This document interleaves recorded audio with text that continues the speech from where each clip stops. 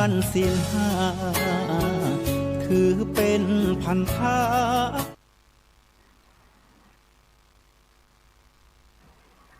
บุญเป็นเงาเฝ้าตามติดบุญเป็นมิตรในทุกที่คอยช่วยเหลือเอื้ออารีห่างลาคีปลอดโผยภัยบุญพิทักษ์บุญรักษาบุญนำปาฮือหมู่เฮาพบความสุขใสแม้นชีพรับดับล่วงไปบุญส่งฮือสุขสวัสดีขอถวายความเคารพแด่พระมหาเถรานุเถระเจ้าคณะพระสังฆาธิการขอเจริญพรกับบรรดาท่านผู้ฟังท่านผู้ชมทุกท่านนะเพราะว่าจะเป็นติดตามทาง Facebook ทาง YouTube ทางสถานีFM 104.50 เมกะเฮิรตซ์นะพร้อมถึงภาคีเครือข่ายขึ้นสีขาวชาวประชาแล้วก็จ้องทำมาเป็นทีมทีวีออนไลน์ของเฮานะพร้อมถึง Facebook ของท่านอาจารย์ดร.วิสิทธิตวิสิทธโธพงษ์นะจากแล้วก็แม้กระทั่งทั้ง YouTube ทั้ง Facebook เนาะวันนี้ก็ มากับสายฝนนะรายการพระพุทธศาสนา4แผ่นดินของเฮานะมากับสายฝนนะซึ่งก็ต้องขอสุมาอภัยนะที่อัน หายหน้าหายตาไป45วัน44วัน44วันนะซึ่งว่าไปในมาเดี๋ยวเฮาก็จะมาอู้กันฉะนั้นก็ไปวันนี้ก็ไปพบผู้ร่วมรายการไปที่ท่านอาจารย์ดร.ดิเลกอินจันทร์นะจากมหาวิทยาลัยราชภัฏเชียงใหม่เจริญพรอาจารย์ดร.ยังไม่ได้ยินเสียงไม่ได้ยินเสียงไม่ได้ยินเสียงลองเดี๋ยวเข้ามาใหม่เด้อลองเข้ามาใหม่คำหนึ่งซึ่งบรรดาท่านผู้ฟัง ท่านผู้ชมก็คงจะเนาะรอคอยว่าจ้องทำมาเป็นทีมของเฮาไปไหนหยาอีนะ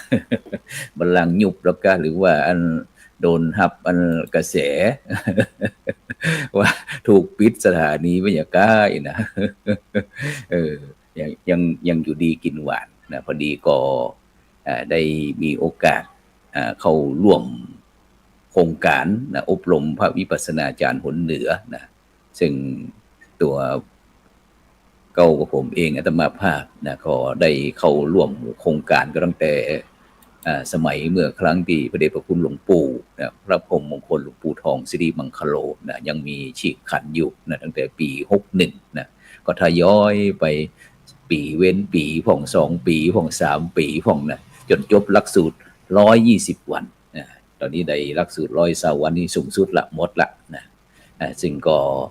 ต้องขอสุมาอภัยนะกับบรรดาท่านผู้ฟังท่านผู้ชมด้วยเพราะว่าต้องไปปฏิบัติธรรมนะเพื่อที่จะน้อมถวายหลวงปู่นะที่เป็นผู้ที่มีความเมตตาเนาะต่อเก่ากับผมอาตมาภาพเป็นอย่างยิ่งนะฉะนั้นก็ต้องขอสุมาอภัยนะความเคลื่อนไหวนะเรื่องข่าวสารตั้งวัดตั้งวานะแล้วก็ตั้งทั่วไปนะก็อาจจะขาดตกบกพร่องหายไปพร่องนะก็ต้องขอสุมาอภัยตอนนี้ก็กลับมาเรียบร้อยนะก็เจริญพรคุณโยมวรสนันท์พร้อมทั้งแม่ครูกันธัญญาทองอิ่มนะที่ก็นี่ก็เป็น FC นะฉะนั้นก็บรรดาท่านผู้ฟังเนอะนะที่ติดตามตั้งสถานีวิทยุ FM 104.50 เมกะเฮิรตซ์ห้องตั้งคืนสีขาวชาวประชาหรือว่าตั้งFacebook ของท่านอาจารย์พระครูพิวัฒนวิกรมนะซึ่งช่วงนี้ก็อาจจะยังบอกใครอันเต็มที่เตื้อนะเพราะว่าอันตอนนี้ก็คือทางเจ้าหน้าที่นะคอยดูแลเดือนครึ่งที่หายไปนี้นะไปนอนนั่นถือศีล ปฏิบัติธรรมนะ ที่วัดพระธาตุสีจอมตองในโอกาสที่เป็นมังคละเป็นมงคลแล้วก็ต้องการเข้าไปสืบสารแล้วก็ต่อยอดงานโครงการปฏิบัติธรรมของพระเดชพระคุณหลวงปู่พระพรหมมงคลหลวงปู่ทองสิริมังคโลด้วยนะเพราะว่าหลวงปู่นั้นถือว่าเป็นผู้มีคุณูปการต่อตั้งคณะสงฆ์นะแล้วก็ต่อพระครูโสพลว่าครั้งหนึ่งมีหลวงปู่นั้นได้เมตตาเดินทางไปเปิดนำกฐินไปทอดถวายที่วัดอินทปัญญารามนะแล้วก็เปิดป้ายวัดนะแล้วก็พร้อมถึงวางศิลาฤกษ์นะอุโบสถทีอินวันนะเมื่อประมาณปีได้นี่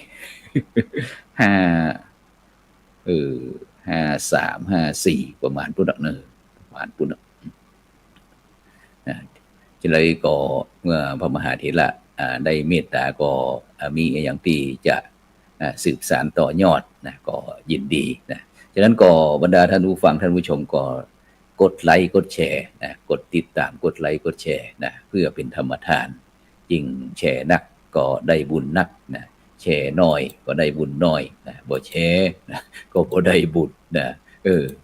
ร่างกายก็ดีดูแลคณะศรัทธาญาติโยมก็ดีดูแลจ้องธรรมะเป็นทีมก็ดีดูแลนะเพราะว่าเมื่อเมื่อกี่วันที่ผ่านมานี่ก็ตั้งคณะสงฆ์หนเหนือนะแล้วก็ได้มีพิธีตั้งพัดสัญญบัตรพัดยศนะพระครูนะที่วัดรัตที่วันพระนอนขอนตาลศักดิ์สิทธิ์นะ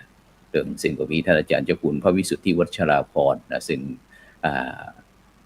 มูลนิธิ1016เพื่อการกุศลนะพร้อมถึงคณะสงฆ์คณะศรัทธาก็ได้เป็นเจ้าภาพนะผ่านไปเรียบร้อยนะแล้วก็คือการสนับสนุนจ้องธรรมะเป็นทีมของเฮานะก็บ่ได้เอาไปช่วยบ่ได้ไปช่วยเพิ่นสักกรรมเพราะว่า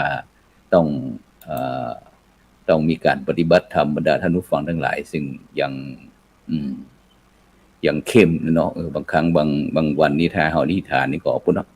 ใจเวลาประมาณวันหนึ่งตึงเดินตึงนั่งนี่ก็ประมาณ18ชั่วโมงนะถ้าปกตินี่หลายวันนี่ก็ประมาณวันละ12ชั่วโมงนะฉะนั้นก็มีการเข้าอธิษฐานอย่างพ้องนะซึ่งวันนี้ก็ความจริงก็นัดท่านอาจารย์ดร.วิสิตโทท่านอาจารย์ดร.ดิเลกอินจันทร์นะก็ทำได้จะเข้ามาบอกว่าเป็นจะได้พ้องหายแสบยังบ่หันเข้ามานอนก่อนมาก่อนนอนกล้องก่อนมาแล้วกำลังจมพอดีเลยนมัสการพระอาจารย์ครับเราสวัสดีท่านผู้ฟังทุกรูปครับผมสาธุพอดีเน็ตน่าจะมีปัญหา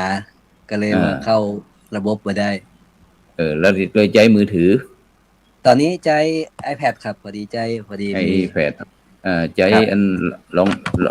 องปรับเป็นแนวนอนน้อยหนึ่งดูบ่แน่ใจครับระบบเพราะว่ามันเข้าผ่านไอ้ก็ Google Chrome ครับน่าจะได้อยู่ลองตะแคงขวางพอดูเนี่ยปรับแล้วได้ครับผมความจริงวันนี้อาทิตย์ที่ท่านพระอาจารย์บ่อยู่ครับก็จะมีท่านพระมหาวรเชษฐ์นะครับมหาวีโรเปิ้นก็ได้ดำเนินรายการก็จวนอู้กันหลายเรื่องครับอู้เรื่องเลี้ยงผีเลี้ยงบูชาเสาหลักเมืองประตูเมืองอะไรอย่างเงี้ยครับแต่ความจริงวันนี้โอกาสที่ท่านพระอาจารย์ได้ไปปฏิบัติธรรมมาผมไขหูว่าที่ท่านพระอาจารย์เขาน่าจะเสวนาเรื่องนี้นะครับเพราะพระอาจารย์ปฏิบัติเนี่ยมีเดี๋ยวน่าจะมีอันจะนิมนต์หมู่พระวิปัสสนาจารย์มาออกรายการสักวันศุกร์นึงตอนนี้เฮาก็มาแจ้งให้บรรดาท่านผู้ฟังว่าตอนนี้เฮากลับมาแล้วนะ45วันแต่วันนี้เฮาก็จะมาอู้เฮาก็จะอู้เรื่องเพราะว่าในช่วงนี้ท่านอาจารย์ดร.ดิเลกอันก็ใกล้ที่จะเข้าพรรษาแล้วเนอะในใกล้ที่จะเข้าพรรษาแล้วตอนนี้ก็ในเมืองเชียงใหม่เฮานี่ฝนตกนะวันนี้พระครูโสพลกับมติวัดพระสิงห์หลวงนี่ฝนตกเว้ยครับพอดีอันได้เตรียมขยายที่จะได้นำพระวิปัสสนาจารย์ของเขาได้มาอู้สนทนากันสักวันหนึ่งนะแล้วก็จะเป็นเรื่องพระวิปัสสนาจารย์ที่45วัน90วันแล้วก็120วัน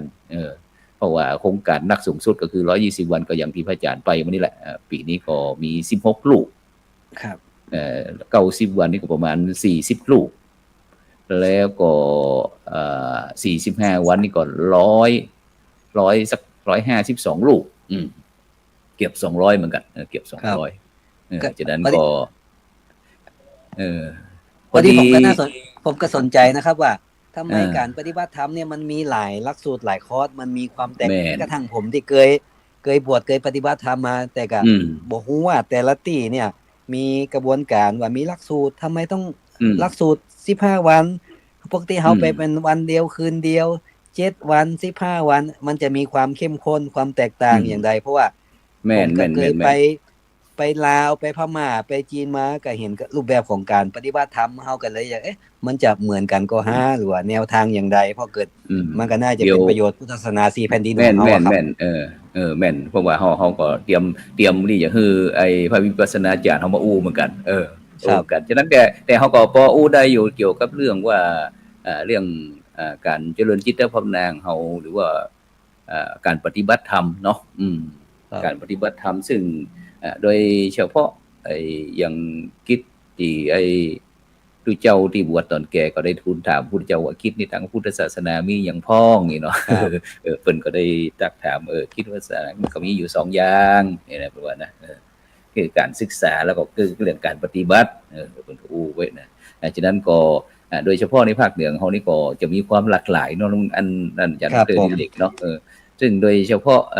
อย่างอันอาจารย์ดร.ดิเรกอาจจะเคยเดินทางไปตั้ง12ปันนาไปถึงเชียงตุงไปถึงหลวงพระบางนี่ต่างๆเนาะไปพบไปเจอมันก็น่าสนใจเหมือนกันอย่างที่กรณีที่แล้ว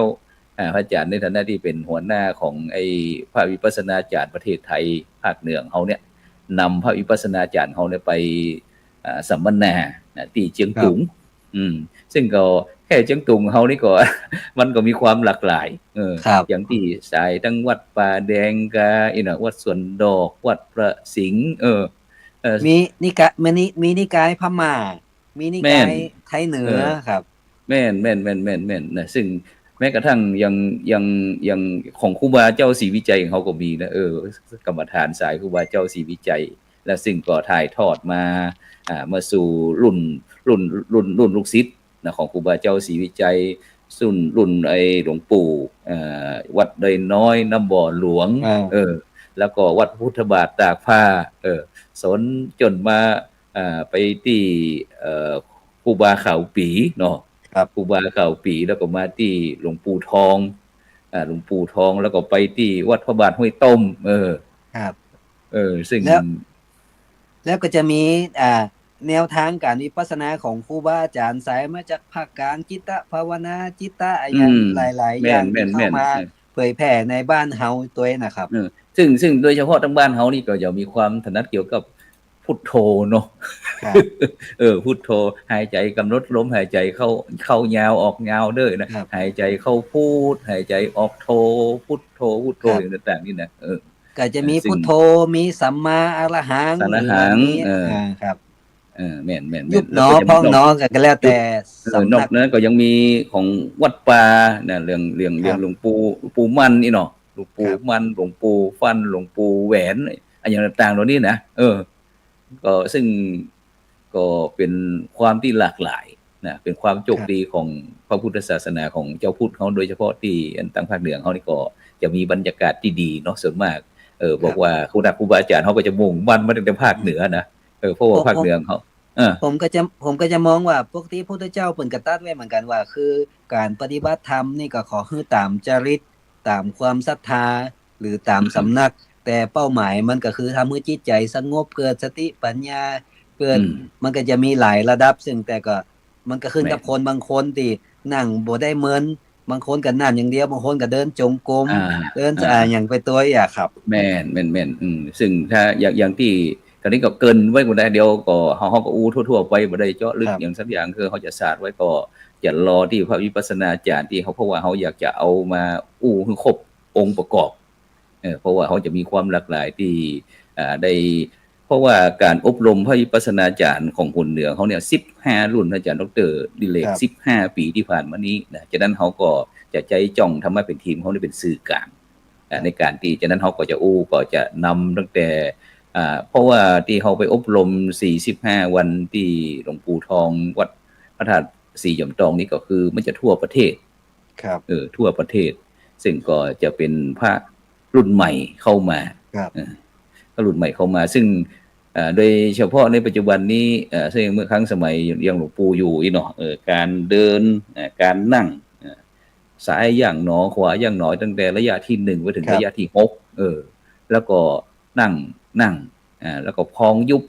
พองหนอยุบหนอแล้วเพราะว่าตรงนี้มันเป็นเรื่องที่ละเอียดก็ตอนนี้พระครูสุคนก็จะตัดสินใจจะใดเพราะว่าโดยเฉพาะที่วัดพระสิงห์กุลมหาวิหารของเฮานี่ศรัทธาญาติโยมก็ขอร้องมาเดินแต่เนื่องจากที่เฮาเป็นคนหมดงานหมดงานที่จะต้องเดินทางไปเดินทางไปหันเดินทางไปนี่จะนี่บ่ได้อยู่กับที่ซึ่งในปัจจุบันนี้หลังจากที่หลวงปู่ทองได้ละสังขารเราก็จะมีท่านอาจารย์เจ้าคุณพระภาวนาธรรมภิรัตน์ครับเจ้าคณะอำเภอเมืองเฮาวัดลำเพิงตะโพธารามครับนี่ก็โอ้โหก็ดูอาจารย์มันก็เพราะว่ามันอาจารย์ก็ร่างกายยังบ่ค่อยเต็มร้อยคนนั้นก็ไปอาพาธมามีการผ่าตัดมานี่ครับมันก็แม่นครับใบพาดมาครับใบพาดเข้ามาแล้วก็ยังสุขภาพก็ยังบ่เต็มร้อยบนเตี้ยวหูอาจารย์บอกกันนะบอกว่าแต่มันบ่หูจะว่าจะถ่ายทอดออกไปจังได๋ก็เนื่องจากที่สังขารสังขารร่างกายเนี่ยมันบ่เอื้อเนี่ยมีองค์ความรู้วันนั้นเหมือนกันวันนั้นมีการนอกจากที่เขาจะมีเรื่องการอบรมด้านการปฏิบัติแล้วก็ยังมีด้านวิชาการเรื่องการวิปัสสนาภูมินะแล้วก็เทคนิคในการสอนอย่างต่างๆแล้วก็การสอบอารมณ์รับดับญาณโสรสญาณก็ได้พระถึงนี่ซึ่งก็จะเป็นเรื่องลึกถ้าเขาโดยเยาวานทั่วไปก็อาจจะยังบ่ใครเข้าใจฉะนั้นเขาก็พยายามง่ายๆที่สุดทำให้วิปัสสนาสมถกรรมฐานวิปัสสนากรรมฐานเนี่ยคือกินได้เนี่ยนี่ง่ายนี่นะยุคสมัยใหม่นี่นะเพราะเขาจะไปใจแบบยิ่งเขาไปที่ครั้งก่อนไปที่เจียงตุงแม้กระทั่งที่จอมคำเขาซึ่งเขาก็จะวางแผนเหมือนกันว่าจะมีการเสวนาเว่ยๆเนี่ยตั้งซูมอย่างสักอย่างหนึ่งซึ่งก็จะมีพระวิปัสสนาจารย์เขานี่15 รุ่น15 รุ่นจากนั้นเขาก็เลยอุ๊บไว้ก่อนรอทีมงานออกมาแถลงที่นั่นก็ซึ่งโดยเฉพาะอย่างที่กรณีอย่างที่ท่านอาจารย์ดร.ดิเลกเนาะไปฮั่นไปนี่ไปอย่างเชียงตุงนี่เฮาครั้งก่อนนี่ไปกราบหลวงปู่ครูบา3นะแล้วก็หลวงปู่สมเด็จอารยธรรมครับเพิ่นก็เหมือนกันนะถึงเรื่องวิปัสสนาเพราะหลวงปู่สมเด็จอารยธรรมเฮานี่ครบ100 ปีที่ไอ้ช่วงที่ผ่านมานี่เปิ้นก็ตั้งคณะสงฆ์เปิ้นก็ได้ประกอบพิธีสืบชะตาถวายหลวงปู่100 ปีครับสมเด็จอาจจะทำวัดราชทานหลวงเชียงยืนครับแม่นเชียงยืนแล้วก็ครูบา3นี่ก็อยู่วัดราชทานหลวงหัวขวางนะครับหัวโค้งหัวโค้งแล้วก็อันพอดีก็จะมีตั้งมหาวิทยาลัยมหาจุฬาลงกรณราชวิทยาลัยเขตเชียงใหม่ของเขาเนี่ยก็โดยการท่านรองที่การบดีพร้อมถึงคณะสงฆ์ของไอ้ไทยเขาเนี่ยก็จะได้นำคณะสงฆ์นี้ไปเผยแผ่วิปัสสนาในวันที่19 ถึง 24 กรกฎาคมเนี่ย4 วัน 5 วันเนี่ยที่เมืองยองก็จริงก็เสียดายก็บ่สามารถที่จะไปได้เพราะว่าเฮายังมีงานที่จะวันที่13นี่ก็จะเป็นงานธรรมนาวาวังเนี่ยซึ่งจะจัดที่หอประชุมนานาชาติ80 ปีข้างสนามกีฬาเมืองเชียงใหม่เฮานี่นะแล้วก็วันที่15นี่ก็จะไปเดินทางไปหมู่บ้านรักษาศีล5ไปประเมินหมู่บ้านรักษาศีล5ต้นแบบที่จังหวัดพิษณุโลกแล้วก็วันที่16นั้นก็จะไปที่อุตรดิตถ์แล้วก็จะกลับมาอย่างเงี้ยฉะนั้นช่วงเดือน2 เดือนนี้จะบ่ว่างเลย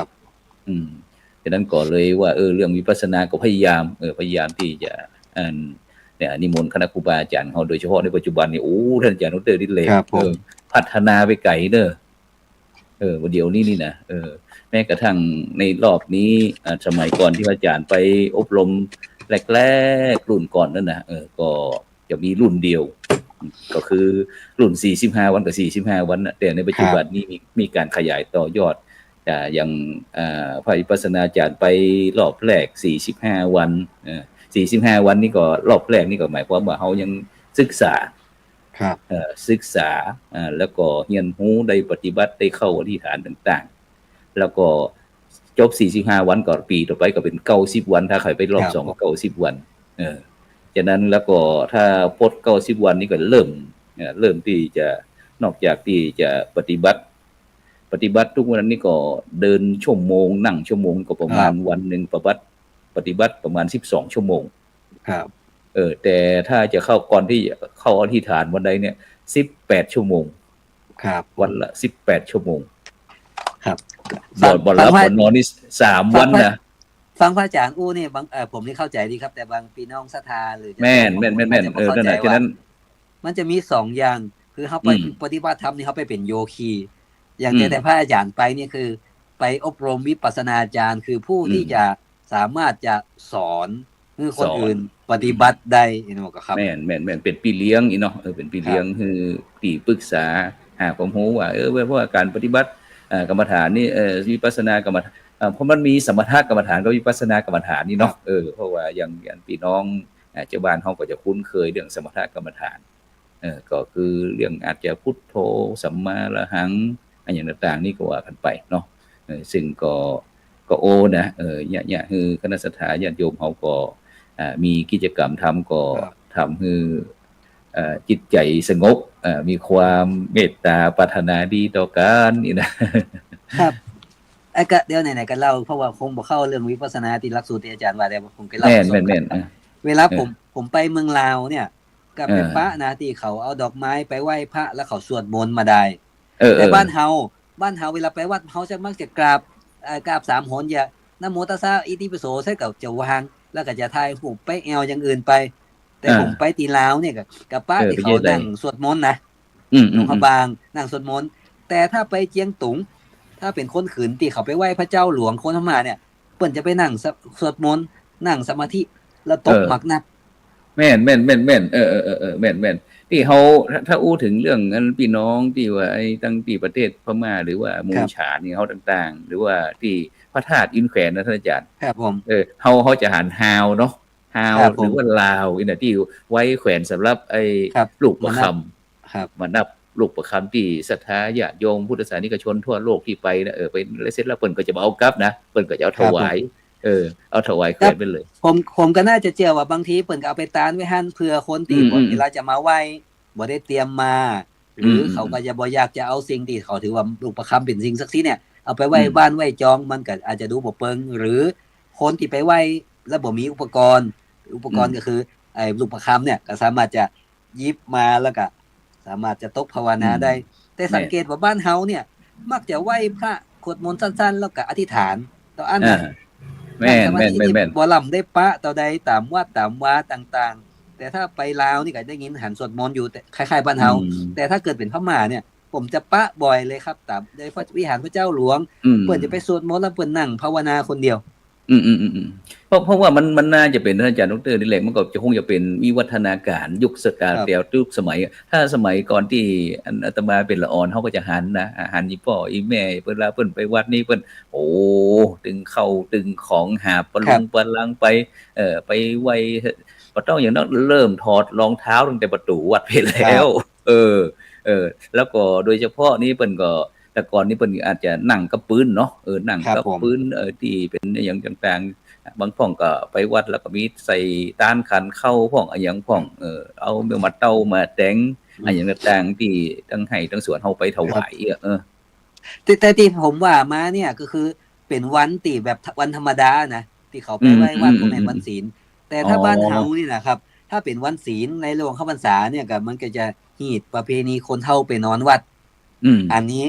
ก็หันชัดเจนว่ามีการสวดการนั่งสมาธิภาวนาแต่ถ้าเกิดหน้านอกพรรษาเนี่ยเฮ เขาก็จะไปไหว้พระไปส่งเข้าไปตาเท่ากับไหว้พระมาได้ แต่ถ้าเกิดช่วงเข้าพรรษาเนี่ยคนเฒ่าจะไปนอนวัดบางทีก็จะไปนอนก่อนวันศีลแต่บางทีวันโกนเฮียนนอนวันโกนแต่ส่วนมากช่วงหลังมาที่ผมยังที่ผมอยู่ในเวียงเนี่ยก็จะป้าว่ามาเจ้าวันพระมาเจ้าวันศีลแต่งชุดขาวมาละมาบาปุ๊บก็มาสมาทานศีล8แล้วก็อยู่วัดวันค่ำแล้วนอนแหมคืนหนึ่งแหมวันหนึ่งป้นวันศีลแล้วถึงจะลาศีล8ไปรักษาศีล5แล้วก็ไปบ้านเมืองครับผมแต่ฉะนั้นแต่ก่อนที่พระอาจารย์มาที่วัดพระสิงห์เมื่อเกือบ30 ปีก่อนแต่ก่อนนี้กางมุ้งเต็มในวิหารเลยนะคนเฒ่าคนแก่นี่นะกางมุ้งนอนกันที่ในวิหารหลวงเลยแต่หลังจากนั้นมามันก็หายไปอาจารย์ดร.แล้วก็โดยเฉพาะหลังจากนั้นในปัจจุบันเนี่ยเรื่องการทศกรนี้เขาก็จะมีการตอนเจ้าฮอทบุญตักบาตรถ้าวันศีลในช่วงเข้าพรรษานะวันโกนวันพระดังกับทำบุญตักบาตรเสร็จแล้วก็พุ่นบ่ายโมงหรือว่าบ่าย2ก็จะนัดกันฟังธรรมกำหนึ่งครับผมมีการเตะทำมันอย่างปัญญาสะชาดกที่สมัยที่อาจจะเป็นทำข้าวทำชาดกทำข้าวทำชาดกอย่างต่างพระสุตตันดาวิดกอย่างต่างที่อาจจะเป็นปัญญาสะชาดกเป็นทำตั้งเรื่องเนาะปัญญาหมู่หินพ่องเเรื่องนั้นเรื่องนี้เป็นกัปเป็นกัปเพราะถึงวันนี้เวลาผมก็ไปแอลสำรวจไปร้านไปวัดบ้าต่างๆก็จะมักถามตุ้เจ้าอยู่ครับว่าปีนี้เทศเรื่องยังแต่ปีนี้ยังบ่มาเดี๋ยวโอ้โหยังวันนี้ก็ถามว่ามีคนเฒ่านอนวัดก็เปิ้นก็มักจะบอกว่าโอ้เมื่อก่อนมีหลายนะแต่มาเดียวเนี่ยคนเฒ่าบ่ใครมีละคนเฒ่าบ่ใครมาลูกหลานบ่ฮึมาพ่องอันยังพ่องหลายวัดก็ประเพณีคนเฒ่านอนวัดก็หายไปครับพระอาจารย์มันวิธีการไปวัดมันเริ่มเปลี่ยนแปลงมาตั้งแต่โควิดนี่ท่านอาจารย์ดร.ดิเลกครับมันเปลี่ยนแปลงเฮาสังเกตอย่างที่ตะกี้เฮาอู้ถึงว่าถ้ามาเจ้ามาคณะศรัทธาญาติโยมอาจจะต้านขันเข้าขันปลาทำบุญตักบาตรใส่บาตรเรียบร้อยแล้วก็เลยลวดอยู่วัดพุ่นรอ 3 โมงอย่าง2 โมง 3 โมงถึงจะฟังเทศน์ฟังธรรมเนี่ยแต่ในปัจจุบันมันบางครั้งลวดอย่างที่วัดอินทปัญญารามเมืองแปะครับลวดเดียวนั่นจะดร.ดิเลกครับหมายความว่าเจ้านั้นตั้งแต่ 7 โมงเจ้ามาถึงปุ๊บคณะศรัทธาญาติโยมก็มาถึงปุ๊บก็จะเอาอาหารใส่บาตรใส่อย่างเรียบร้อยแล้วก็นั่งรอเสร็จแล้วก็จะไหว้พระสมาทานศีลหลังจากนั้นก็จะฟังเทศน์ฟังเทศน์เลยเสร็จเรียบร้อยก็เทศน์เสร็จแล้วก็กล่าวกำถวายครับผมกล่าวกำถวายอย่างต่างๆนี่เราพระสงฆ์ปั่นปอนเนี่ยมันเป็นยุคสมัยเพราะว่าผมกระต้านความเปลี่ยนแปลงนะเมื่อสมัยก่อนกี่ปีนะสัก 30 ปีผมเป็นเน้นอยู่บ้านนอกอยู่เมืองแปะเนี่ยครับก็คือเมื่อก่อนในยุคนั้นคือมาเจ้าคนที่มาต้านกับเข้าคนใส่บาตรกับใส่บาตรตู้เจ้าพระเน้นเปิ้นเมื่อพร้อมแล้วผู้ก็สวดถวายพรพระแม่นเปิ้นก็ตักบาตรถวายเข้าเสร็จเปิ้นจะกลับไปบ้านก่อนคนนอนวัดก็อยู่นอนวัดอยู่หั่นแต่ถ้าเจ้าบ้านทั่วไปก็จะกลับไปบ้านก่อนเริ่มกำกับบ่ายโมงบ่าย2ก็ที่เปิ้นจะนัดกันไว้ก็คือจะมาฟังเทศน์ฟังธรรมฟังเทศน์มาตอนเสร็จแล้วก็จะกลับบ้านไปคนเฒ่าก็นอนวัดต่อไปวันก็ลาศีลมาลูนไอ้กับคนเฒ่ามันเป็นการเตี้ยวไปเตี้ยวมาหลายรอบจะได้พูดกันเลยบอกรวบเอามาคนเฒ่านอนวัดหายไปสุดท้ายตักถวายพรพระให้กับเทศน์ธรรมมาเจ้าไปเลยครับมันจะเกี่ยวกับท่านอาจารย์ดร.ดิเลกเพราะว่าอันก่อนคนเฒ่าที่นอนวัดเพิ่นได้ปากันก้าพักผ่อนกับวันเก่าอีกแล้วทีนี้คนเฒ่าใหม่นี่เป็นมันเป็นยุคสมัยเป็นIG เนาะ AI อย่างต่างกันนั้นก็เวลามันเลยบ่ใครว่างบ่ใครมีเวลาที่จะฟังธรรมก็บ่ใครมีเวลาที่จะมาวัดก็ครับมันก็น่าจะมีหลายอย่างนะ1เหตุผลที่เขาว่าก็คือ1คนเฒ่าที่เกยตันปออุ้ยไม่อุ้ยไม่มอนหรือถือหีดเวลาว่าต้องเฒ่าละ40-50 ปีซะนี่ต้องคนใดบ่มาวัดนี่มันเขาถึงเขาพอบ่ดีละเขาจะถือว่าเป็นธรรมเนียมว่า50-60แล้วแต่บ่ต้องไปยากการหยังละวันศีลก็ต้องมานอนวัดแล้วคนเฒ่ารุ่นนั้นน่ะหายไปแน่นคนเฒ่ารุ่นใหม่ก็กลายเป็นที่คนที่ทำงานเกษียณแล้วหรือคนสมัยใหม่เนี่ยลูกหลานไปทำงานที่อื่นบ่มีคนเฝ้าบ้านบ่มีคนมาส่งเข้าบ่มีคนเลี้ยงหลานครับเพิ่นมันจะว่ากันอย่างนั้น แต่อันในยังเจียงตุงนี้หมู่เจียงตุงเมืองยองเมืองผายากหรือว่าข้ามด่านขี้เหล็กไปเนี่ยท่าขี้เหล็กอย่างไปเนี่ยอาจารย์ได้ยินว่าถ้าคนจะได้ก็อันป่อบ้านแม่บ้านถ้าอายุสัก40ขึ้นไปเนาะครับเอาเขาเป็นเรื่องปกตินะเมื่อเขายังถืออยู่นะว่าถ้าคนได้บอกไปเนี่ยอู้ฟังหน่อยนะถ้าเวลาสัก40-50เนี่ยถ้าบอกไปฟังบอกต้องนอนเดี๋ยวก็ได้นะแต่ต้องไปตักใส่บาตรถ้าคนได้บอกไปนี่มันกลายเป็นเรื่องแปลกว่าคนอันนี้เนี่ยเขาถือยังเข่งคัดอยู่ในวันถึงไว้ละบ่ยอมรับอีหน่อยเจ้าวาดบ่ยอมรับอีหน่อยโอ้เป็นคนดิบบอกไปวัดไปว่าหรือว่าเขาต้องบวชละแล้วก็จะไปวัดไปว่าแล้วมันก็อย่าเป็นไปได้ก็คือหนึ่งคนเฒ่าเขาก็เหมือนกับบ้านเฮาแต่วิการประกอบอาชีพครับลูกละส่วนมากเปิ่นอาชีพเกษตรกรกับค้าขายเปิ่นก็สามารถจะยุดงานของเปิ่นได้เสร็จแล้วไอ้เนาะงานเป็นธุรกิจส่วนตัวไอ้เนาะแต่บ้านเฮานี่เป็นข้าราชการเป็นพนักงานราชไอ้ร้านค้าเป็นอุตสาหกรรมน่ะบ่มีคนพอละออนน่ะต้องฝากลูกหลานไว้กับคนเฒ่าเนี่ยครับกับโจรบ้านมีครัวนักละมาปิดบ้านมานอนวัดกับเป็นห่วงบ้านเนี่ยครับเป็นห่วงบ้านบ่เท่าใดนะเป็นห่วงหมากับห่วงแมวตีเลี้ยงไว้ตัวคนสมัยใหม่ครับบ่มีใครเกลียเข้าไกลอีกอ่ะเนี่ยมันเนาะเฮาก็มาอู้ถึงว่าเรื่องโดยเฉพาะแห่งวันที่10นี่ก็จะเป็นวันอาสาฬหบูชาครับผมวันที่11ก็จะเข้าพรรษาหลังจากนั้นเฮาก็เลยมาอู้กันว่าเกินคือพ่อแม่พี่น้องบรรดาท่านผู้ฟังได้เตรียมตัวมาช่วยกันคิดว่าเข้าพรรษาปีนี้ยุคใหม่ๆเฮาจะได้ดีเนาะที่จะได้การส่งเสริมมันตึงบ่ว่าจะเป็นตั้งบ้านตั้งวัดตั้งราชการตั้งโรงเรียนอย่างตอนในช่วงนี้ก่อนตานเตียนเนี่ยท่านอาจารย์ดร.ดิเรกในเมืองนี่นะหน่วยงานตั้งสถานศึกษาโรงเรียนพวกอย่างต่างๆก็เดินสายถวายเตียนแต่ก่อนวันนี้ก็วันนี้ผมไปไก่ตั้งเจดีย์รถติดขนาดนั้นเลยครับได้ยินว่ามหาลัยราชภัฏเฮาก็จัดจะได้ลองอู้ฟังหน่อยกันการเตียนของราชภัฏเฮาวันที่9ครับปกติเมื่ออาทิตย์ที่แล้วราชภัฏนี่เฮาก็จะจัดกิจกรรมประเพณีหล่อเตียนพรรษาก็คือเอาเตียนพรรษาไปไว้แล้วก็ให้นักศึกษาเจ้าหน้าที่ครูบาอาจารย์ได้หายได้หอมแผ่นเตียนเขียนชื่อคำอธิษฐานใส่แผ่นเตียนไว้แล้วอาทิตย์แล้วเนี่ยเฮาก็รอเตียนพรรษาครับแล้วก็จะเอาไปถวายตามวัดต่างๆแต่ส่วนมากแล้วมันก็คือแต่มันมีหลายคณะครับแต่ละคณะก็จะมีวัดประจำของตะเกาที่ไปทำบุญแต่เตียนพรรษารวมหน้าหมู่เป็นเตียนพรรษามหาลัยเนี่ยเฮาจะเอาไปตามที่วัดเชียงโฉมหรือวัดเจดีย์ป่องเพราะว่าเป็นวัดที่ใกล้มหาลัยนะครับอย่างวัดกูเต้าวัดอื่นเนี่ยเปิ่นก็มีศรัทธาเปิ่นนักแล้วแต่ว่าเชียงโฉมเนี่ยเป็นวัดใหม่วัดน้อยแล้วก็ศรัทธาเปิ่นบ่นักแล้วก็มันใกล้มหาลัยเฮาก็เลยแบบว่ามันการเดินทางของนักศึกษาการจัดขบวนมันง่ายสะดวกดีก็จะตามที่วัดเชียงโฉมครับฉะนั้นก็หมายความว่านอกจากที่เฮาจะตานเฮารอเตียนเสร็จแล้วคือนิสิตนักศึกษาหรือว่าข้าราชการอย่างต่างๆได้มีส่วนร่วมแล้วก็มีขบวนกับท่านอาจารย์ดร.ดิเรกก็จะมีขบวนน้อยๆนะครับกับหมอกแห่มีจังฟ้อนมีตีกลองมีแห่อย่างไปเป็นประเพณีได้คือน้าอ่อนได้ศึกษาได้เข้าร่วมกิจกรรมครับแล้วอันสำหรับคนใหม่ที่เปิ้นไปตานเตียนเนี่ยอย่างนักศึกษาปี1ปี2เฮาเนี่ยเปิ้นว่าจะได้ของถ้าเฮาประเมินด้วยสายตาหรือว่าสังเกตละอ่อนใหม่เกี่ยวกับเรื่องการตานเตียนถวายเตียนเนี่ยเปิ้นมีมุมมองจะได้ของพอถ้าคือเดาก็คือคนรุ่นใหม่นี่คือมันก็เหมือนกับเปิ้นเนี่ยก็เนี่ยตัวเปิ้นนี่นะครับหมายความว่าถามว่าความขออภัยคือและเรื่องของการที่มีส่วนร่วมความเข้าใจมันก็คือต้องเขาวิถีตอนสมัยใหม่เวลาเอาตานเตียนเขาก็อยากจะทำนะเขาก็มีความตื่นเต้นพ่องแต่ว่าถามว่าแต่เขาเวลาตานถามว่ารอเตียนราชภัฏจัดอย่างใดก็คือเขาเตรียมเตียนไว้ประกาศเชิญชวนว่าใครอยากเป็นเจ้าภาพนักศึกษาก็มาหอมนักอยู่ครับเลยเอาไว้หน้าตึกเขาก็หอมเตียนปูจาแผ่นเตียนมาหอมแล้วมารอ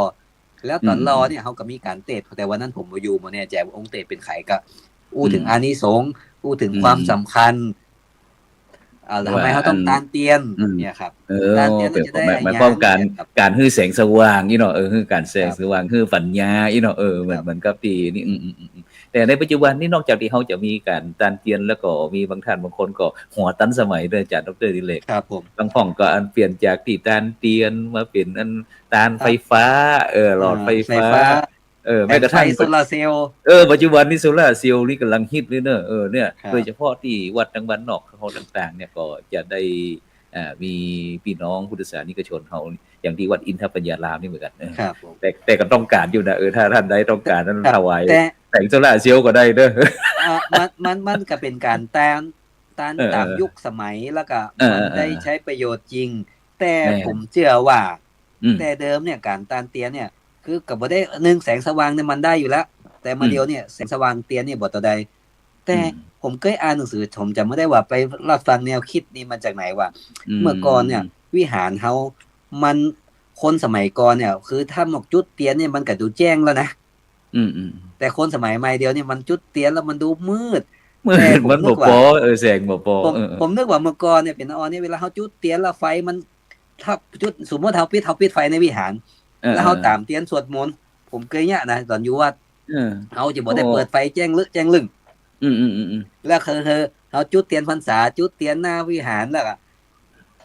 สวดทำวัดมาเจ้ามันเวลาไฟมันวับแวมคือมันเตียนมันบ่เปลวไฟเตียนเนี่ยมันจะดิ้นไปดิ้นมามันก็แล้วหันพระเจ้าองค์ใหญ่ๆเนี่ยมันก็ขลังไปแหมแบบหนึ่งนะครับพระอาจารย์หันภาพสะท้อนไว้เนาะโดยเฉพาะเตียนเขาก็สมมติเขาก็จุดแค่หน้าพระพุทธเจ้าก็บอกว่าอาจจะบางครั้งก็2 เล่ม 4 เล่ม 5 เล่มอีกเนาะแต่มันก็พอนะแสงสว่างแต่ก่อนบ่มีไฟฟ้าเหมือนกัน ล่ามยางเขาทำวัดสวดมนต์นี่ส่วนมากเขาก็ไม่ได้เปิดหนังสือแล้วไงเวลาทำวัดสวดมนต์ แม่น จะท่องได้จำได้แล้วเนี่ย อืม ผมลองปิดไฟแล้วมันบรรยากาศมันก็ดูขลังนะครับพระอาจารย์ ม ดีกว่าการเปิดไฟแจ้งเรื่องแล้วมันจะหันวอกแวก แต่ถ้าเกิดเขาเปิด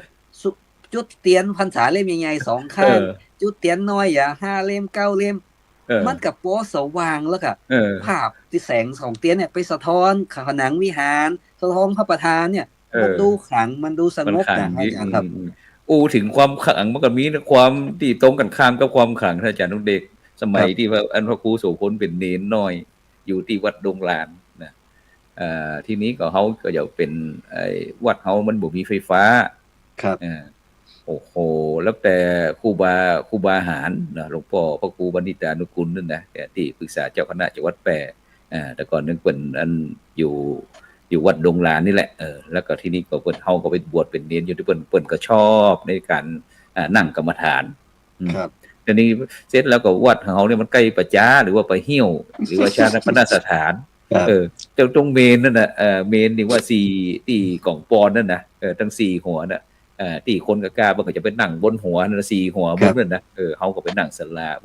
บังเอิญนั่งไปนั่งในศาลาที่นี่มันเผลอถ้ามันจะได้อารมณ์กรรมฐานแกเลยงีบไปไปตื่นมาเอาบ่มีไผสักตนสักองค์แล้วเขาปัดท่อใส่เกียร์หมามันปิ้ว ครับ เขาก็ขำเหมือนกันนะเนี่ยว่าว่าการมีไฟฟ้าแล้วมันก็ถ้าเขาสมัยที่ยุคเขาบอกมีไฟฟ้ามันก็มีเรื่องแปลกๆหลายสิ่งหลายอย่างอาจารย์ดรดิเลกความมืดนี่นะฉะนั้นคนแต่ก่อนมันกลัวเขามืดเวลาไปงานที่ไหนอันอีแม่จึงบอกแล้วนะถ้าไปนี่ก็เอากะโหลกไปนะเอากะโหลกแล้วก็อันเอามือเนี่ยเอาตีกะโหลกหั่นเอาขี้มินตานะครับกันนั้นสิ่งชั่วร้ายอีนะเป็นว่านะกันนั้นตักอันนี้ตักพ้องอีนะไปไม่เข้าไม่ขึ้นนี่นะนี่มุมมองเนาะสมัยก่อนเนาะเนี่ยคือความมืดแต่ในปัจจุบันนี้ก็แสงสว่างก็หนักหนาประพานแต่ก็พี่น้องพุทธศาสนิกชนของเฮาโดยเฉพาะจะว่ามันน้อยก็ไปเจิงน้อยจะว่าหนักมันก็ว่าหนักอาจารย์ดรดิเลกมาเดียวเนี่ยมันจะได้ดี คนไปวัดไปว่าเนี่ยแต่ผมก็เชื่อเพราะวันนึงว่าจะตอนนี้วันอาสาฬหบูชาเนี่ยมันก็เป็นวันหยุดราชการก็เปิดโอกาสให้คนที่ทำงานราชการห้างร้านต่างๆก็ไ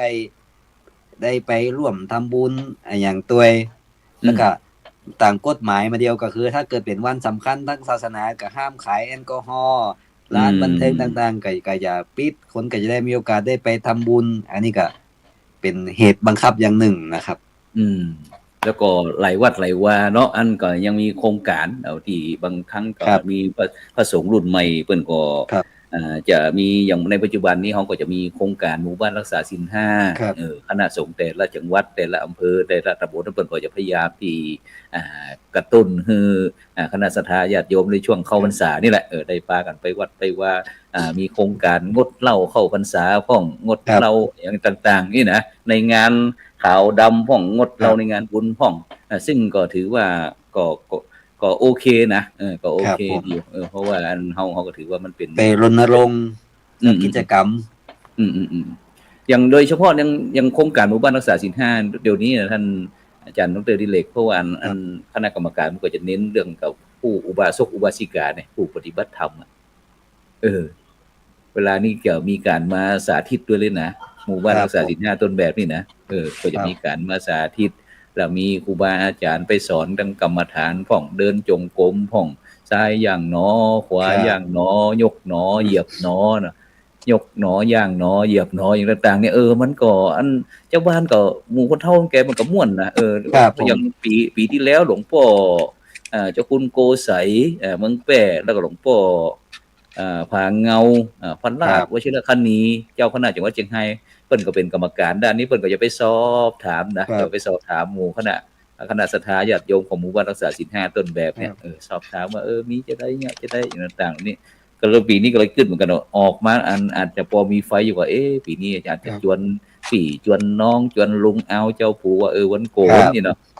เอามาปฏิบัติธรรมอาจจะนั่งรับตาฟ้องหนอยุบหนอก็อาจจะเอาหลักสูตรสั้นๆตลอดพรรษานี่น่าระยะทั้ง6ระยะนี่ก็น่าจะน่าจะจบอีกนะเพราะว่ามันบ่ได้ปฏิบัติอันแบบว่าต่อเนื่องเนาะเพราะว่าเกี่ยอย่า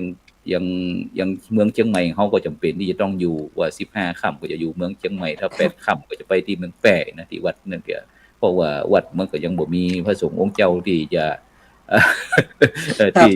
คอยดูแลต้องว่าเมื่อก่อนประมาณสักปี41กับ20กว่าปีที่ผ่านมาเมื่อก่อนตอนนั้นก็คือผมเกิดเป็นตู้เจ้าแล้วก็จบมจรแล้วก็ไปปฏิบัติศาสนกิจที่เมืองแปะจำได้ว่าเข้าพรรษาเนี่ยมันมีหน่วยอบต.ก็คือแม่นน่ะอบต.หรือว่าตามหมู่บ้านหน่วยอบรมประชาชนประจำตำบลซึ่งก็จะมีประธานหน่วยที่แล้วก็ร่วมถึงอบต.ที่ตำบลฝ่ายบ้านเมืองแล้วก็คณะสงฆ์ในภายในตำบลนั่นนะเพิ่นก็จะพากันไปตอนนั้นผมได้เข้าร่วมกับอำเภอรองกวางเนี่ยไปตามหมู่บ้านนอกต่างๆซึ่งต้องยอมรับอยู่ในยุคนั้นเมืองแปะบ้านเฮานี่ก็มันบ่ได้เมืองใหญ่เหมือนเมืองเชียงใหม่ละปูนที่มีสำนักปฏิบัติธรรมนักๆคนเฒ่าบ้านเฮาไปวัดตามศรัทธาตามประเพณีฮีตสืบต่อกันมาไปวัดทำบุญใส่บาตรฟังเทศน์ฟังธรรมเป็นเรื่องปกติแต่เฮาบ่ใครได้มีสอนกรรมฐานสอนสัมปติภาวนาก็เฮาก็ได้ไปอบรมจวนชาวบ้านนั่งสมาธิเมื่อก่อนเฮาก็รู้จักนั่งอย่างเดียวนะมารู้นี่ฮะต้องบอกว่านั่งเหมือนมันเป็นเนี่ยเป็นชาก็เฮาก็เตี้ยวชาวบ้านก็ตื่นแล้วก็เป็นสิ่งที่แปลกใหม่เหมือนกันนะครับในยุคนั้นก็ดีถ้ามันมีกิจกรรมทำเพราะว่าในปัจจุบันนี้พี่น้องพุทธศาสนิกชนเขาบอกว่าจะเป็นบ้านนอกคอกนาในเมืองต่างๆเนี่ยเรื่องการฮือตานการรักษาศีลการเจริญจิตภาวนานี่ว่าหรือว่านั่งสมาธินี่นะเพราะว่าของเขานี่จะเป็นนักเรื่องการตานเรื่องการกินการตานนี่คนพูดเขาถึงบ่น้อยหน้าไผการกินการตานกับส่วนมากคือศาสนามันมีตานี่มันทำได้ง่ายรักษาศีลก็อยากขึ้นมาน้อยส่วนมากเขาก็คือตานเป็นหลักรักษาศีลก็แล้วแต่บางคนจะถือเคร่งครัดวันศีลวันพระเข้าพรรษาบ่ฆ่าบ่หยังกับวันพระใหญ่บ่ฆ่าสัตว์บ่อย่างนี้เฮาก็ยังหันล่องรอยการปฏิบัติอยู่แต่ภาวนาตั้งนอกนี่มีกันน้อยนะครับอาจารย์แต่ในปัจจุบันยังพระอาจารย์ที่เข้าไปวัดพระธาตุสีหยกตองมานี่นะอาจารย์ดร.ดิเรกเขาหันนั่นฝรั่งมังกาเนี่ยเขาบินจากเมืองนอกคอกนามาเข้าเป็นคอดนี่นะโดยเฉพาะฝรั่งอย่างต่างๆที่เขามา มาศึกษาลงทุนมานอนที่วัดพระธาตุ ครั สี บ หยกทองแล้วก็เพื่อที่จะผ่านหลักสูตรเสร็จเรียบร้อยบางคนก็บวชเสร็จแล้วก็กลับไปประเทศเปิ้นนำไปเผยแพร่ครับ ฉะนั้นหลวงปู่จึงมีลูกศิษย์ลูกหาที่ทั้งประเทศเยอรมั คน รับ ของประเทศฝรั่งเศสอย่างต่างๆเนี่ยเนี่ยฉะนั้นเขาจะหาสังเกตว่าอันเจ้าต่างชาติเปิ้นฝรั่งมั่งค่าเนี่ยเปิ้นสนใจเรื่องการวิปัสสนาซึ่งโดยเฉพาะอย่างกองทัพสหรัฐนี่นะเขามีคนไทยคงมีคนไทยไปเป็นทหารเสร็จแล้วก็เปิ้นก็คือคนไทยเขานั้นนำเนี่ยคือนั่งสมาธิเดินจงกรมยิ่งโยกยุคโคตรออดวอลเลย์บอลนี่ดูครับวอลเลย์บอลไทยนี่ปลาคือนักวอลเลย์บอลทีมชาติไทยเขาเนี่ยเดินจงกรมนั่งสมาธิครับก็ทำให้คนมันมีสติสัมปชัญญะมันสมบูรณ์เนี่ยมันคือว่ามันบัดเตลิดเปิดเปิงผมก็เชื่อว่าที่เขาหันก็คือบางอย่างเนี่ยคือไอ้เฮาปฏิบัติธรรมโดยปกติแล้วแต่ว่าของเขาฝรั่งมันเป็นเรื่องแปลกใหม่แล้วก็บางครั้งมันทำแล้วมันได้ผลในการแข่งกีฬานี่ซ้อมมาเป็นปีเพื่อมาแข่งอย่างสักแป๊บเดียวเนี่ยถ้าสติหลุดบ่มีความมั่นใจบ่มีอย่างเนี้ยมันแพ้ชนะได้ครับมันก็น่าจะหน้ามือเป็นหลังมือเลยน่ะเนาะแต่ถ้ายามใดมีสติสัมปชัญญะครบอีเนาะมันกับหน้าหลังมือเป็นหน้ามือเหมือนกันนะครับฉะนั้นเรื่องถ้าอู้ถึงเรื่องสติหูตัวเนี่ยระลึกได้ในสติสัมปชัญญะเนาะสติคือความระลึกได้สัมปชัญญะความหูตัวเนี่ยถ้าสมัยก่อนนี่คนบ้านเฮาเวลาไขตีอันนี้ที่ขี้ตกใจเราจะต้องเตือนได้กว่าคนเฒ่าคนแก่บางเตี่ยนั่นน่ะเขาเปิ้นมาจี้ขี้คากหน่อยโอ้ว่าไปสปะสเปพุทโธธัมโมสังโฆบางคนนี่สติบ่ค่อยดีนี่แยกกับเข้านี่บางครั้งยังเอาถ่านไปแกงก็มีนะครับบางครั้งเอาจีนซับเรียบร้อยจะใส่หม้อไปกินน้ำก็เลยเอาจีนไปไว้ที่หม้อน้ำพวกเนี้ยแกงน้ำอย่างมันใส่แต่พักยังบ่ได้ใส่จีนก็มีกำลังก้นแกงอยู่มีคนมาจี้ข้างพระปัดแกงความมันทีวันนี้เอาตำปากไว้ข้อตีวันนี้ฉะนั้นก็อันสตินี้จึงเป็นเรื่องความสำคัญเนาะสติสัมปชัญญะคนเฮาเพราะว่าชีวิตของเฮามันประกอบด้วยธาตุสี่เนาะดินน้ำลมไฟเสร็จแล้วก็จะมีเรื่องจิตเจตสิกเรื่องรูปอย่างต่างๆที่เข้ามาผสมประสานเป็นคนนั้นเป็นคนนี้ต่างๆซึ่งโดยเฉพาะอาจารย์ดร.ดิเรกโฮก็การอบรมวิปัสสนาอาจารย์มาเดียวนี่นะปีนี้พระครูสุพลโชคดีได้มีการเรียนอภิธรรมด้วยเนี่ยโชว์ว่าอันในปัจจุบันนี่ไอ้อู้ง่ายๆนี่ของเฮานี่ก็ส่วนมากจะเป็นเรื่องพระสุตตันตปิฎกเนาะครับผมแล้วอภิธรรมเนี่ยเฮาพระสงฆ์เจ้าเฮาบ่ค่อยได้เรียนกันครับเฮาทางเรียนเฮาก็ได้กุศลธรรมะอกุศลธรรมะเหตุปัจจโยลัมมนะปัจจโยแค่เนี้ยเจ็ดคัมภีร์ที่พระพุทธเจ้าท่องได้แต่เฮาท่องบ่ได้แต่เฮาบ่ฮู้ความหมายไงอธิบายความหมายอันยังเป็นเหตุยังเป็นผลนี่น่ะที่พระพุทธเจ้าเหตุปัจจโยที่พระพุทธเจ้าได้มีโอกาสได้ไปพุทธบิดาเนาะหลังจากที่พระนางสิริมหามายาได้คลอดได้ประสูติพระพุทธองค์มา7วันเสร็จแล้วก็พระนางก็สวรรคตเสร็จแล้วก็เพิ่นก็นึกว่าเมื่อเป็นสำเร็จอนุตตรสัมมาสัมพุทธเจ้าเพิ่นก็นึกถึงคุณของแม่ก็เลยตัวหาเสาะหาจนไปโปรดพุทธมารดานะสวรรค์จันดาวดึงหรือว่าดุสิตก็เพิ่นอยู่ดุสิตแล้วลงมาฟังที่จันดาวดึงนี่ก็ครับ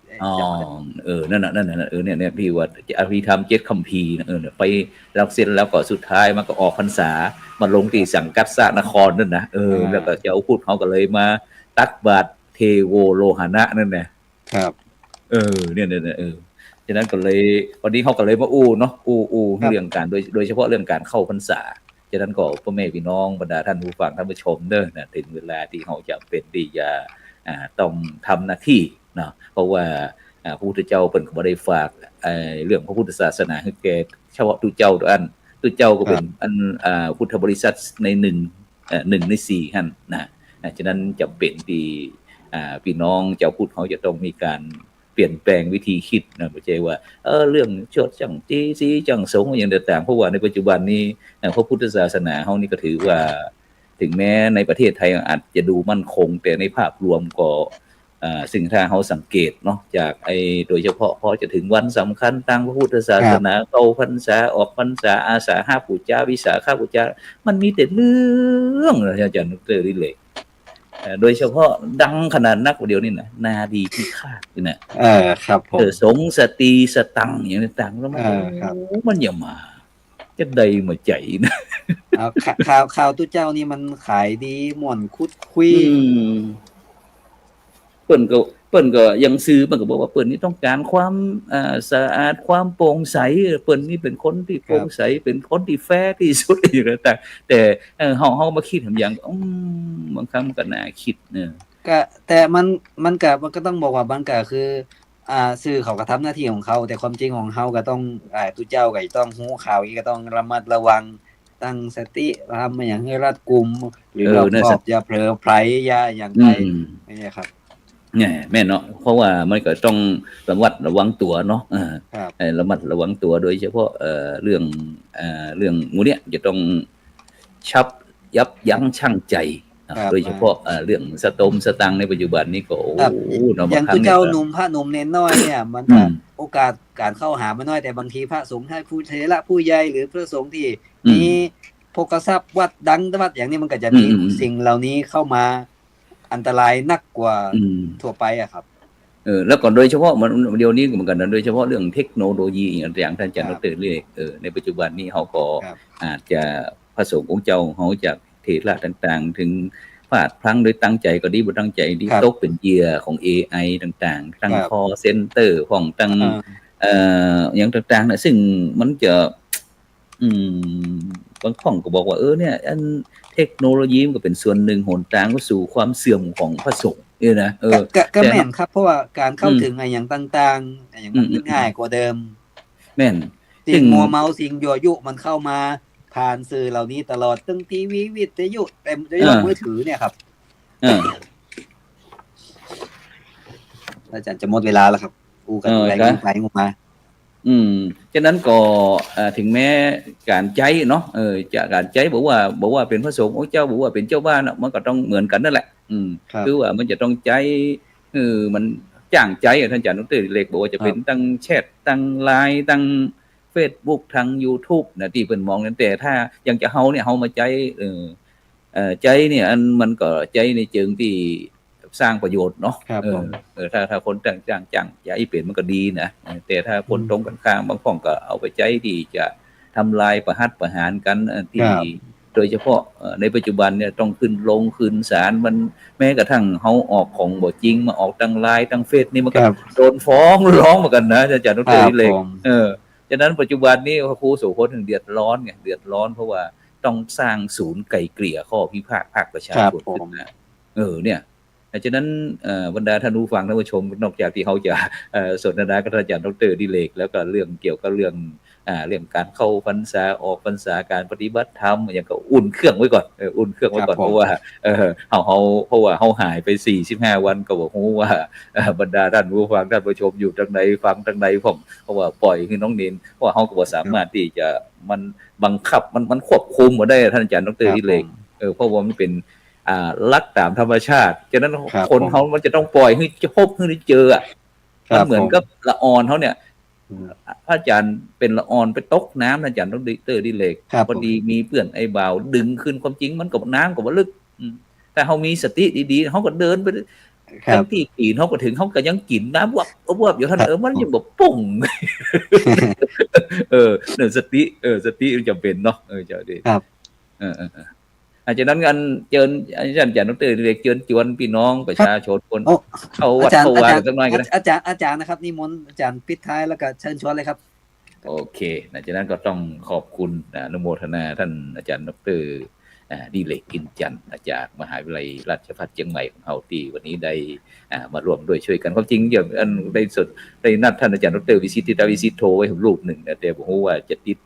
ในด้านจะใดนะก็เลยท่านอาจารย์ดร.เล็กมาก็เลยได้สนทนากันฉะนั้นก็ในช่วงนี้ก็อยู่ในช่วงโหมด วันสำคัญในทางพุทธศาสนา วันอาสาฬหบูชาเพราะว่าคณะสงฆ์จังหวัดเชียงใหม่เขานี่ก็จะเปิดงานสัปดาห์ส่งเสริมวันสำคัญทางพุทธศาสนาตั้งแต่วันที่7เนี่ยนะที่พระวิหารหลวงวัดพระสิงห์วรมหาวิหารเวลาบ่ายโมงนะซึ่งก็จะมีการ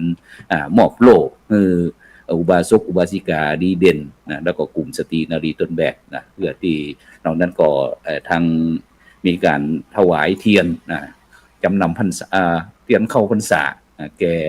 คณะสงฆ์ทุกอำเภอนะเพื่อที่จะได้นำไปถวายต่อไปนะฉะนั้นก็เชิญชวนพี่น้องประชาชนคนไทยของทุกท่านเด้อนะเตรียมตัวเข้าพรรษานะบวชกายแล้วก็บวชใจนะเฮาบ่ได้บวชกายเฮาก็บวชใจนะเข้าวัดฟังธรรมรักษาศีลเจริญจิตภาวนานะเพื่อรอที่พระศรีอริยเมตไตรต่อไปฉะนั้นก่อนในค่ำคืนนี้ก็เวลาหมดเวลานะวันพุธนี้ก็น่าจะพบกันในธรรมะรับอรุณแล้วก็วันพุธนี้รายการวันอาทิตย์ก็จะเป็นเห็นธรรมเห็นเราเห็นธรรมซึ่งก็จะได้นิมนต์คณะครูบาอาจารย์ที่ไปปฏิบัติวิปัสสนากรรมฐานมาออกคุณพุธนี้ชักชั่วโมงนึงฉะนั้นก่อนในค่ำคืนนี้ก็รับฝันดีนะมีเงินใจไร้โลคาพัทยาที่ไม่เจ็บไม่จนร่ำรวยทุกผู้ทุกคนสำหรับในครั้งนี้ก็ขอกล่าวคำว่าสาธุ